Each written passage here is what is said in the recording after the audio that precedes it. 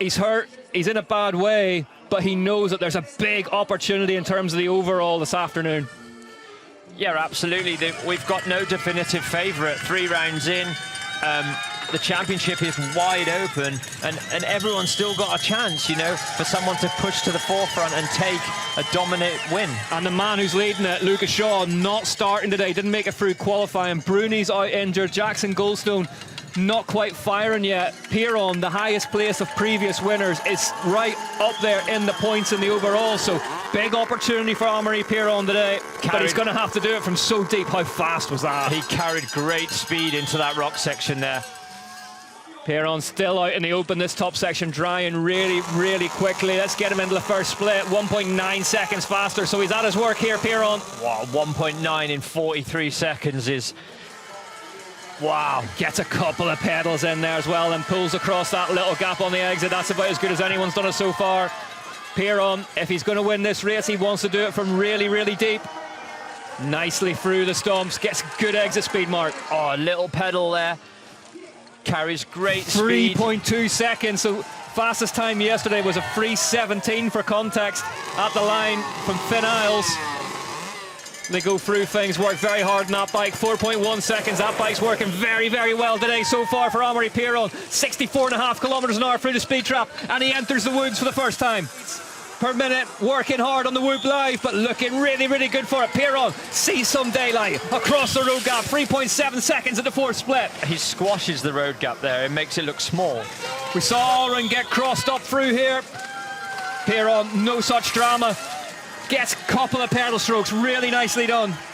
Same thing again, he links those 2 turns with a couple of pedals to carry speed into the finish line. Vacate the hot seat, here comes Amaury Pierron, first by 4.496 seconds ahead of his young teammate, Till Alran. He's definitely given that a good nudge. Next up, another Commensal muck-off by Riding Addiction rider, Max Alran. See how he's standing tall, his posture's so good on the bike. What was that? A whip across that gap from Alran in the woods. That's worth the ticket price alone. I'm in disbelief that he committed to how steep that is with that move off the top of there. Great to see. Pierron, 2 wins in Leogang so far. Won his first ever World Cup here as a junior, but it's his young teammate, Max Alran, who's on track at the minute, 0.7 of a second back now, so still unable to go faster than his really well experienced multiple overall title winning teammate. But we have seen this final split be absolutely crucial, and Max Alran's about to throw the kitchen sink at it. It's that key chicane coming up. Let's see how he does. Goes really, really wide. That worked, Mark. That was really, really nice through there. He went wider on the entry than Pierron did there. Opened it up a little bit. Couple of pedals through there. Is this going to be faster? Max Alran on his way to dethrone Amaury Pierron. Is he crossed the line? No, second by 2.3 seconds. Pierron imperious in that final split, Mark. Finn Iles leaves the start hut at the top of Leogang at the 3rd round of the UCI Downhill World Cup for elite men in 2026. Iles back in action in 2026 and back in action here in Leogang. Really nice through there, Mark. Oh, he hit that left so hard. He didn't stall at all and then squashed that little step down that they're doing off that road. Exits the tunnel like a clown out of a cannon. The confidence into that left-hand rut was impressive. Yeah, it is clicking, and he's 0.8 of a second faster than Amaury Pierron. Pierron, who we just heard from in the hot seat, who said he thought his time might yet get smoked. Oh, look how settled the bike looks. He nails that right-hander. That new demo that he's done so much of the development work on. He spent about 5 years going back and forth for the specialised engineers, more than anybody else in the team on that bike, getting it the way he wants it, and it absolutely flies through there, Mark. How that bike just ate up those bumps. 1.4 seconds faster now, 182 beats per minute on the Whoop Live. Inch perfect. He's been inch perfect thus far. You just get a sense Finn Iles could be on the cusp of making it 2 wins. Getting out of that 1 wins club. 1 in Saint-Dan back in 2022. Oh, just getting thrown about. Yeah, just on clips there. We know there's actually a load of time in this last sector, as innocuous as he looks.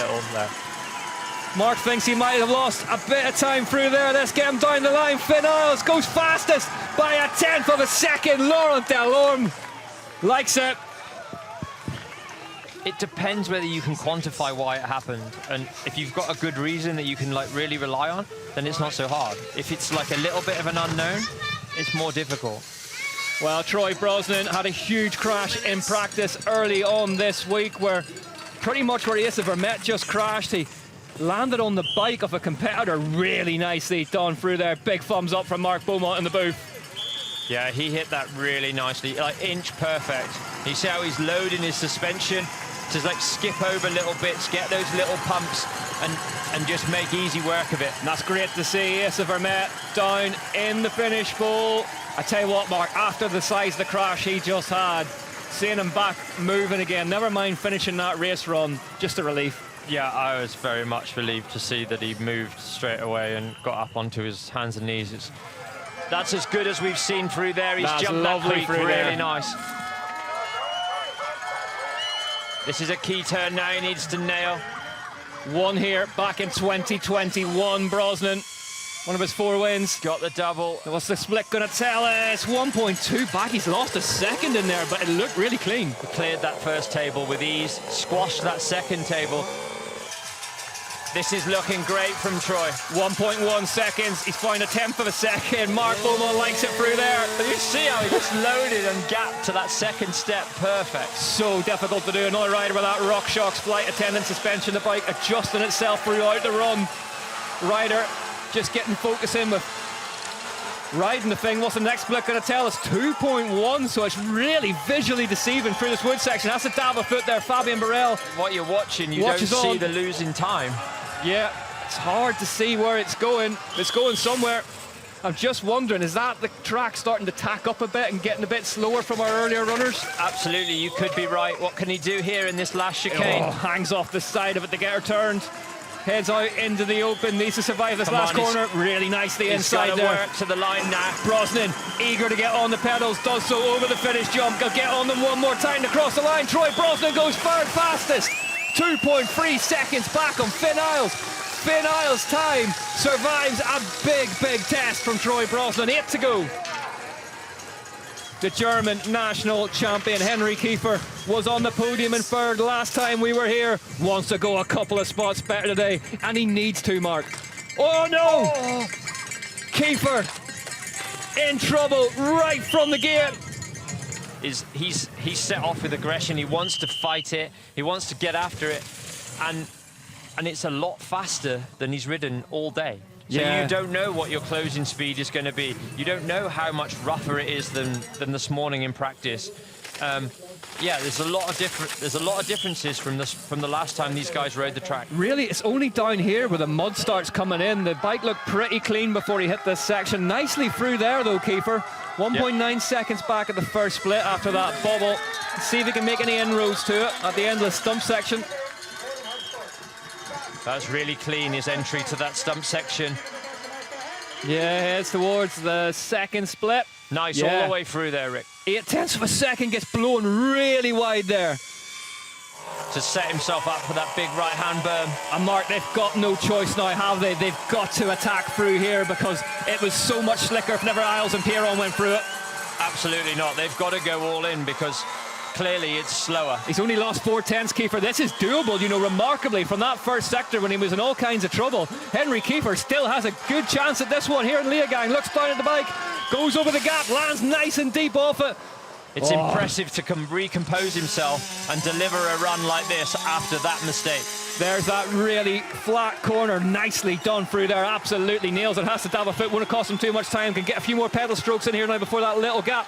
Henri Kiefer, are we about to see him snatch victory from the jaws of defeat? Here comes Henri Kiefer, down the line, third fastest, 0.8 of a second. What a run from Kiefer. Celebrates as well, he knows that was huge. Finn Iles hangs on with 2 to go. Young man from Portsmouth in the UK leaves the start hut. What a qualifying run from him yesterday, Mark. And Henri Kiefer's just proved that this is possible. Yeah, it's still all to play for. Them times are not out of reach, and I'd love to see Ethan deliver. He's faster by 0.2 of a second. Patrice likes it, taps the board. He nailed that right-hander after the first split. Ethan Craik will have felt at home on the motorway, but it's a different kettle of fish down here in the wood section. He's making a good fist of this, you know. But this is where we've seen the last few riders really start to slow down. Back wheel skipped out on him there, Mark. He's just on the cusp, isn't he? He's got to keep fighting. Oh, come on, Ethan. You can't take your eyes off it. What's the next split going to say? He's a second back. Finn Iles licking his lips at the bottom. Oh, no. It's... Keep it all together, keep it all together. Just had the dab there, got washed out slightly in the way out, and maybe just pushing that a little bit too hard in the woods. He lost some more time in the run-up to that big double there. 4 corners to go here, really now for Ethan Craik. He's got a second to overturn. We know that there is time in this lower section. If you can get it, is this going to be enough? Are we going to see Ethan Craik move on to his first ever hot seat with 1 to go? Here comes the young man from the UK, crosses the line. Craik goes 6th by 3 seconds. Lost so much time towards the bottom of the lap. Finn Iles has 1 more rider to go.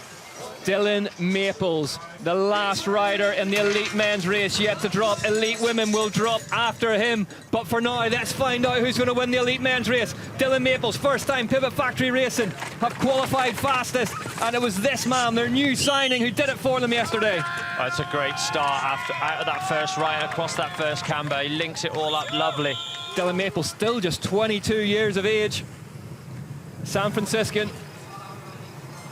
What a statement this would be, especially to come and Sal muck off by Riding Addiction, the team he vacated at the end of last year. You're going to have 4 men in the elite downhill. Well, perfect through there. He skips through those rocks nicely. Yeah, Maples just all aggression all the time, and that might be exactly what it takes to unlock the track here in Leogang and break Finn Iles' heart in the process. 1.9 back though at the first split.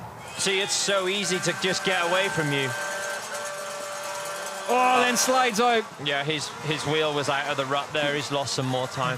Finn Iles stands on the cusp of getting that elusive second ever win. Oh. He was late pedaling into that takeoff. Dylan Maples. Oh, it's tidy. It's not going to be today, but it's tidy through there. But actually, he carried great speed. Actually carried big speed. Hold the phone, Dylan Maples. Is he about to upset the apple cart here down towards the line? No, goes 4.6 seconds. Finn Iles finally gets that second UCI Downhill World Cup win. He's in tears on the podium. What a season of chaos we are having in the Elite Men's Downhill World Cup. Look at what it means to the whole Specialized team. They have never stopped doubting this man's ability. Mark Beaumont, you know what it's like to win a second UCI Downhill World Cup. How big a moment is this for the young Canadian? Welcome back to the top step. Yeah, that feels really good. Last year was such a struggle with injuries, and I just didn't feel like myself. In this offseason, I put in so much work to find my groove back, and to get a win in the 3rd race of this season is incredible. And I just can't say thank you enough to my team, Specialized Gravity, all the people at Specialized for how much work they put into the demo, and just everybody around me for supporting me through last year, because it was just such a tough one for me. And now I feel like I'm back to being myself, and it means so much. And mature enough now, perhaps, to take on a championship. And his confidence might just go through the roof now, and he'll get on a roll. Yep. And I wouldn't bet against it, would you? Definitely not. Definitely not. And you're just grinding away and perhaps not getting the rewards. And you know, that's worth it. The wait is worth it. There you go. Iles, Pierron, Kiefer, Brosnan, Alran, your top 5. Craik, what a run from him for 6th. Rude, Coulange, Meyer, Smith. Big names left, right and centre. Jackson, Goldstone down in 11th. Till Alran in 13th. Andy Kolb in 15th. Vergier 17th. Look at it up there now. Yeah, it looks dry, right? So there it is. Pierron leads the way by 29 points. Benoit Coulange in 3rd, 51 points, drops 1 position. Finn Iles, 29 points behind the overall lead of Amaury Pierron.